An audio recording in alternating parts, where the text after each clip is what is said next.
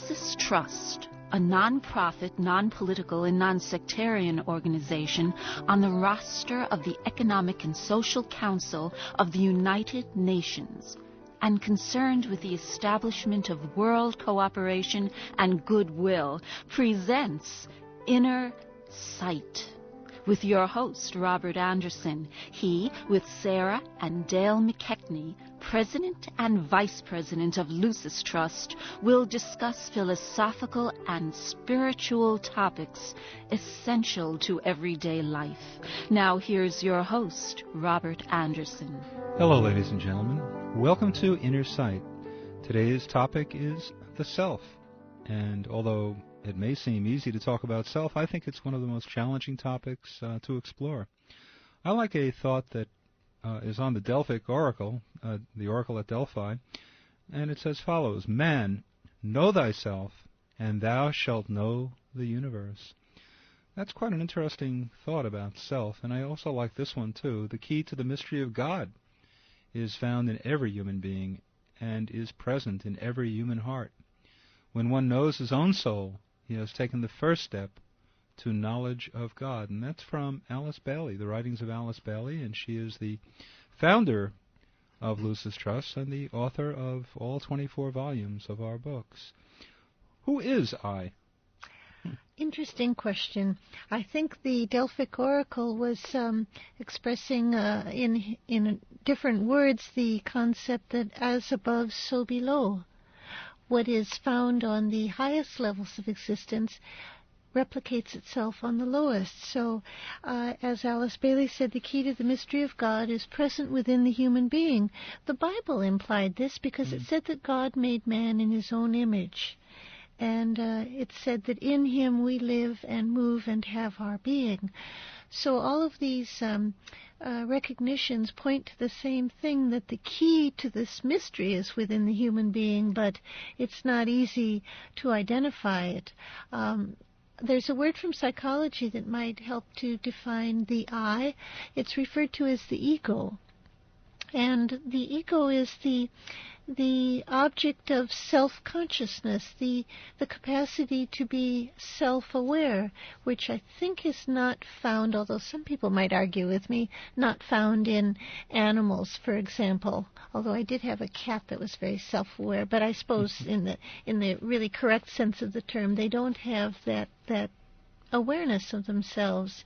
The ego is the soul. But too often people think of the ego as inflated self-importance. That's egocentricity, the sense that the ego is the center of the universe. That's when things get out of hand. But the sense of being a self is actually divine in potential. Yeah, I like to think of the soul, of that inner self, that inner divine spark that is inherent in each one of us. I like to think of it as in terms of light, as a point of light. That to me is quite meaningful. I don't know, maybe this is a little abstract for some people to kind of get a handle on, but in particular, I like the idea of the soul as being a point of light, because it's essentially, that's what it is, as I understand it in the writings of Alice Bailey. This is the way it's described, as the soul is really an intense vortex of energy existing on the inner planes of consciousness. That is essentially what we are in our inner self, and as a point of light. And I like the idea of it comes up in nuclear physics. You know, there's to compare the atom. Now they have seen the atom as a particle or as a waveform. And I think this is very close to to a mantra that we have in our work. It's called the mantra of the disciple. And the first 3 lines read, I am a point of light within a greater light. I am a strand of loving energy within the stream of love divine. I am a point of sacrificial fire focused within the fiery will of God. Now here we have a point and a waveform, in a sense, of a strand of energy.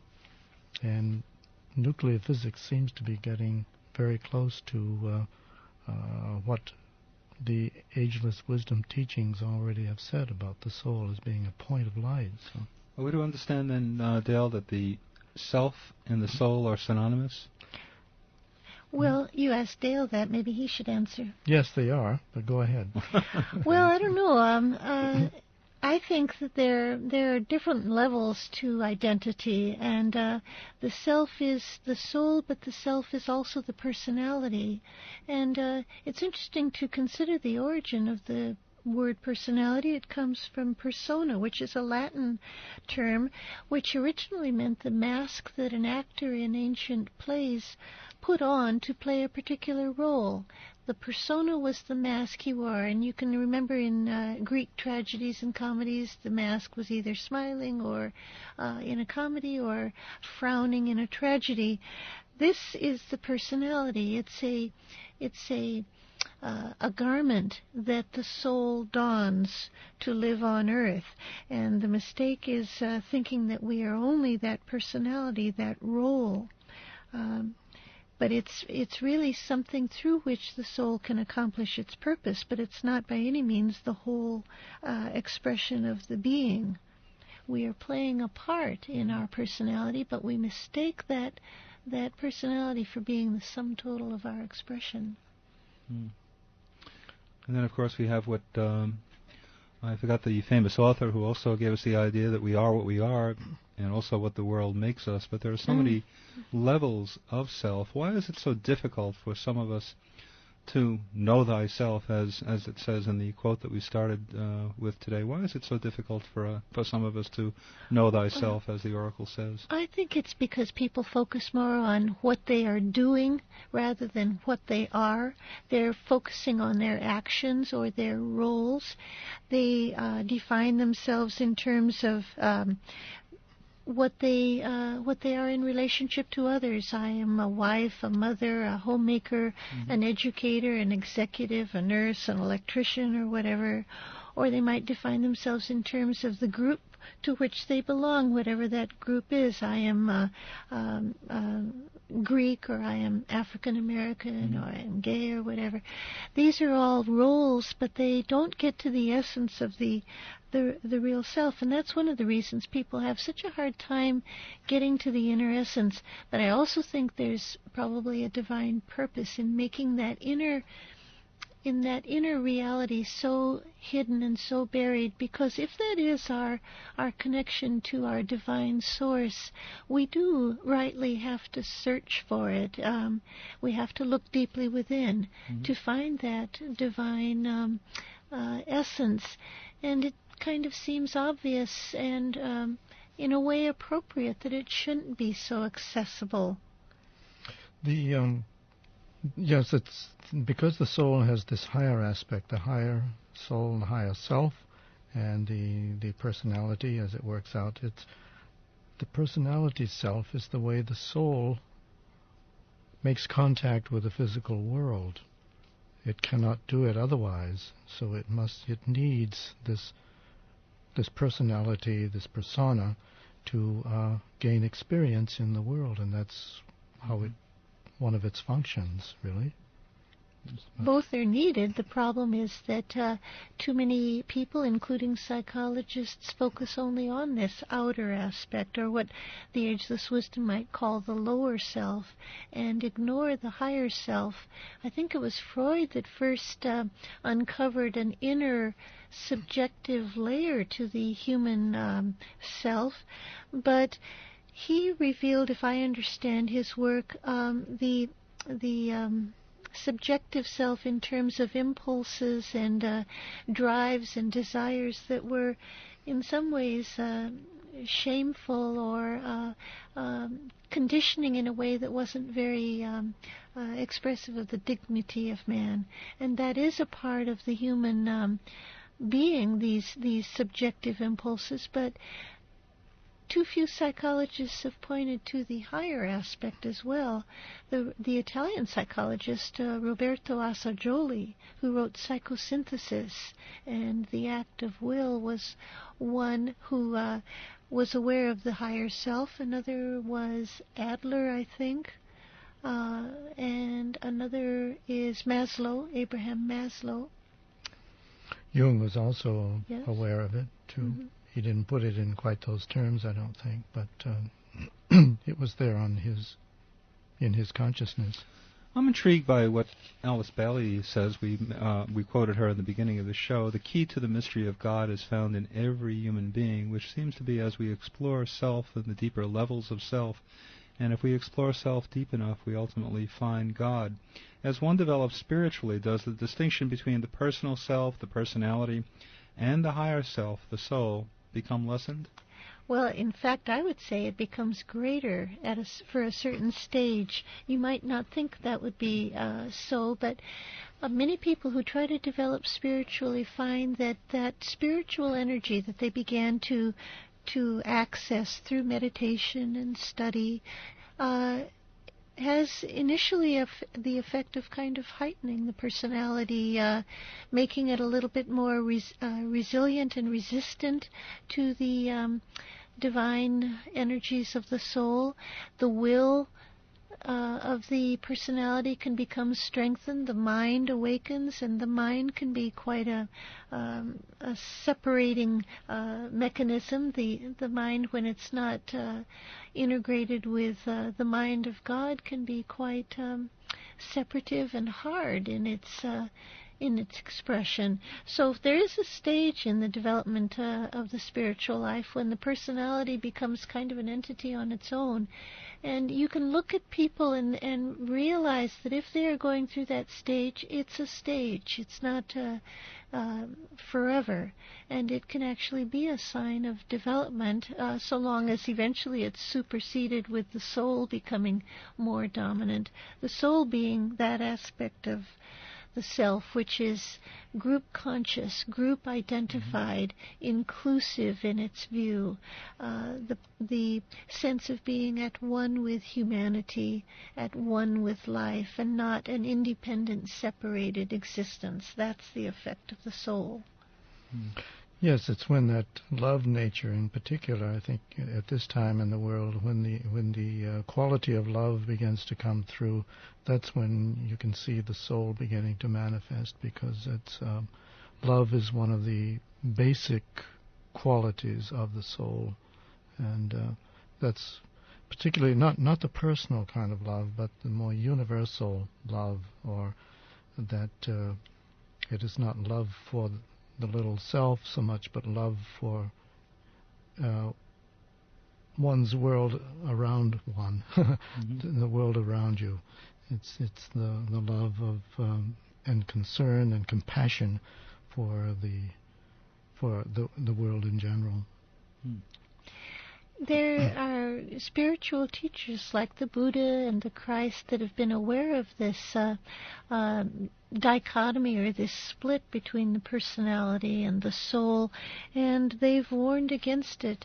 The Buddha said that self-affirmation is the cause of all sorrow. The desire to affirm the separated self, to enhance its power and to protect it and keep it distinct and thriving, is a deep inner urge within human beings, and yet he said it is the cause of all sorrow. And when you think about it, it is true. This urge to protect and defend the separated self, as if it can stand alone and apart from the whole of life and the rest of the world, is where we find our suffering. He and Christ tried to teach through their example the merging of the self, or the identity, in the whole. Yeah, and it's interesting, too, that the latest scientific findings underscore what both Jesus Christ and Buddha said, that we are indeed all connected. It's very profound, and of course it's very hard to understand, but there are some books available today that explain the latest findings in quantum physics, but all the latest science confirms that indeed we're all connected So if we're all connected, maybe then we're all part of the same self, which is an intriguing idea. And also Buddha, and perhaps Christ too, because Christ went to the mountain for prayer and meditation, but Buddha was very deeply involved in meditation, and a lot of his profound truths came as a result of meditation. And so we have a booklet on meditation that we're very happy to offer you for free just for calling us up and asking for us. It's called The Science of Meditation. And so many people have reported such healing results as a result of meditation, and such calmness and disappearance of anxiety, and also their own insights. The individual has found many deep insights as a result of meditation. So if you would like our book called The Science of Meditation, we're very happy to send it out to you for free. You can just call us at our number, and that's 1-866-NY-LUCIS. That's Lucis, 1-866 New York Lucis, 1-866-NY-LUCIS. And to order any of our books, cassette tapes of the radio shows, cassette tapes of any of our books, a free booklet, the free booklet that we're talking about right now, The Science of Meditation, or if you'd like a schedule of our meditation meetings. And also I'd strongly recommend that you order a package of general information, and this way you'll get on our mailing list and you'll find out more profoundly about who we are. And you can contact us at 1-866-NY-LUCIS, which I mentioned before. If you didn't have those pens ready, there it is again. Website that we have is www.lucistrust.org. And email is newyork@lucistrust.org. And Sarah, I'd like a recommendation for one of the books that might pertain to what we're talking about today, because I think everybody can relate to the idea of who are we, what is self, and what do you think would be the best one of the 24 volumes to recommend to them if they'd like to buy it? Well, if I can recommend two, I'd recommend Esoteric Psychology Volumes 1 and 2 by Alice Bailey. Esoteric Psychology gives an insight into the soul and its vehicle, as Alice Bailey referred to it, its vehicle, the personality, as if it needs that equipment to carry out its purposes, which it does, but with the awareness that the personality is only the vehicle or the necessary form through which the soul, which is love and light, can express itself in the world. Those two volumes, I think, would give our listeners a good understanding of the soul. And once again, can you mention the two titles once again in case they would like to purchase the books? Esoteric Psychology, Volumes 1 and 2 by Alice Bailey. Right. Coming back to this thought of the Buddha saying that self-affirmation is the cause of all sorrow reminded me of a comment that Houston Smith, the wonderful writer on the religions of man, or as his book is now called, The World's Religions, made. He said that everything I do for my private well-being adds another layer upon my ego, and in thickening, it insulates me more from God. And yet, conversely, he said, every act done without a thought for myself diminishes my self-centeredness until finally there is no barrier that separates me from the divine. I think he really... well, that's certainly a profound remark. Yeah. When you think about it, yes, every act done for the separated self insulates one from God. And yet so many of us spend all our resources thickening the layers around the separated self, the sense of I as a distinct and separate being from the rest of humanity.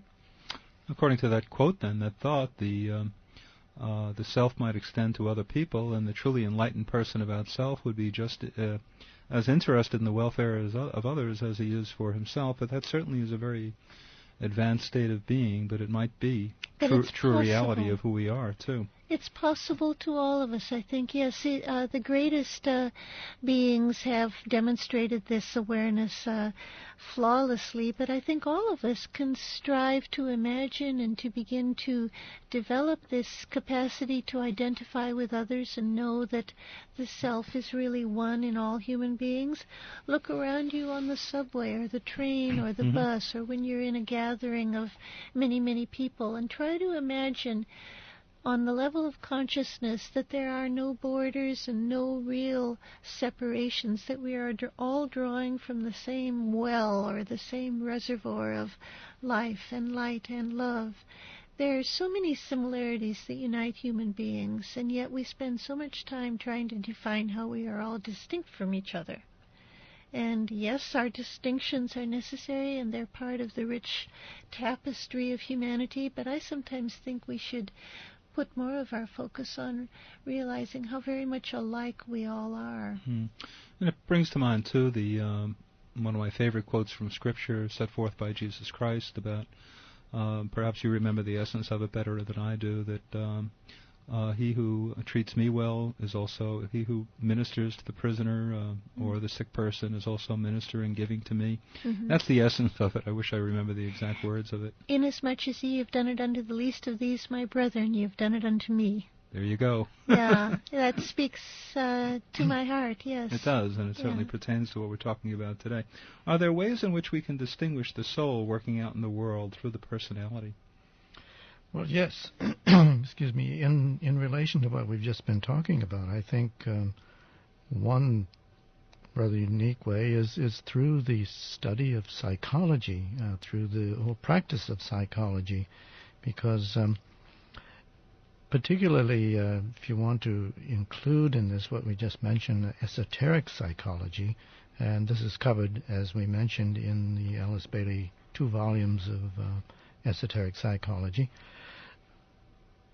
The soul comes into play when a lot of discontent begins to arise in human nature. In our personality lives, we're going along by our merry little way and all very happy, and suddenly we become very discontented about all of what's happening. You know, we're leading our beautiful materialistic life, and suddenly this begins to change, and we begin to look at life differently and want something a little more of a different value system. And so a certain kind of interference pattern crops up in our personality life, and I think this is the point where psychology could really step in and see it as the first influence of the soul taking shape here in everybody's personality life. What is the first instance? Well, this discontent with one's lot in life, with discontent with the value system. Maybe you've followed the material path for all your life, and suddenly you find it all wanting and say, what does it mean? Isn't there more? Yeah, it's often a state of depression, but you're saying that that's really a positive step, I think it's a positive step if you can see it as the first impact of the soul beginning to make an impact on that lower consciousness, because it is creating, the energy of the soul is in effect creating an interference pattern in the personality life. And I think if you could recognize it for what it is, it's the inner self beginning to make itself known, so that the link up with the higher self can begin. Yeah, friction can often be quite a positive stage for growth, the discomfort. We're so oriented toward achieving comfort. Yeah, we have the expression in our what called divine discontent, and it's exactly that. There is not that we are divine. Well, we are on the inner side, but it's the divine part of us that beginning is discontent. The soul is discontented with this with this very bland personality life, and so it's making an impact on the lower self to get busy and start the refining process. And actually, what you're saying is very interesting. You're saying that the person who's in a state of depression, to some extent, might be in a better situation in life, because something deep within his inner being is saying things are not right. You're not on the correct path. There's something wrong. And although you might have material wealth and you might have all the things that most people like, there is something wrong. And so what you're saying is intriguing, because the person who's in a state of depression might be blessed in a higher way because he's being motivated to move on and change his life in a very profound way.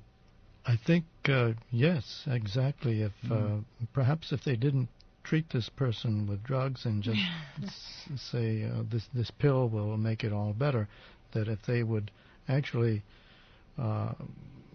use this discontented, this depression, to work through it and to see it as something deep within you that's trying to come to the fore. Yeah. And there are certainly very profound psychiatrists who have written articles that are very much in harmony with what you just said. Can we see the growth of self-awareness in any larger trends in society?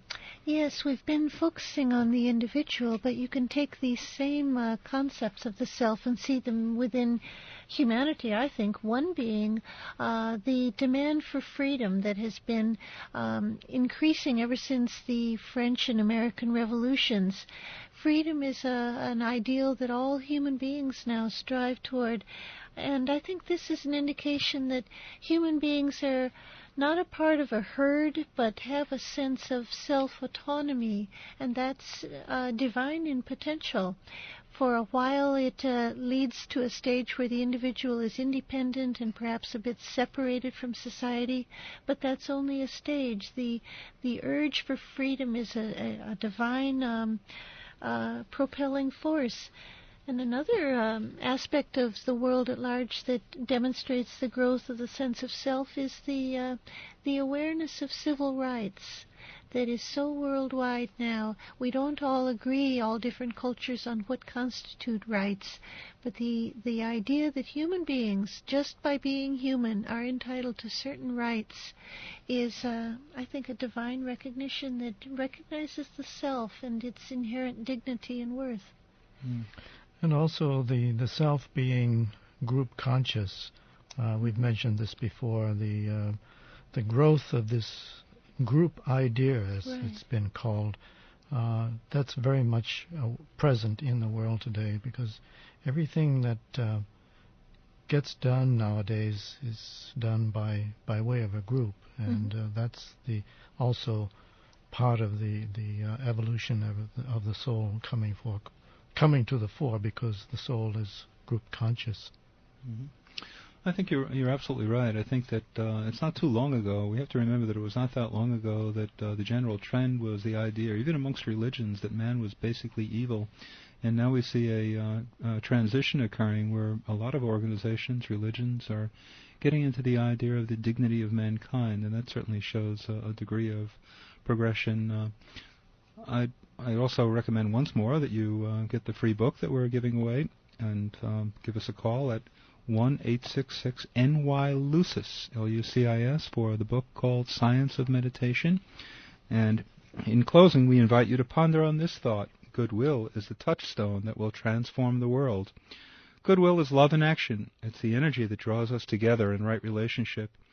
There is a world prayer called the Great Invocation. It's a call for light and love and goodwill to flow into the world and into our hearts. Let's listen for a moment to these powerful words.